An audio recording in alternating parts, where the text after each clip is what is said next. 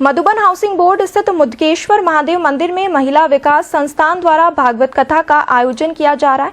यहां कथावाचक विदुषी सुमिता गौड़ कथा का वाचन कर रही है। मंगलवार को दूसरे दिन की कथा की गई। इस दौरान भक्तजन भाव विभोर हुए नजर आए। मुदकेश्वर महादेव मंदिर में भागवत कथा का आयोजन किया गया। पुरुषोत्तम मास में कथावाचक विदुषी सुमित्रा गौड़ है। आज दूसरा दिन है और हम कथा सब को कर रहे हैं।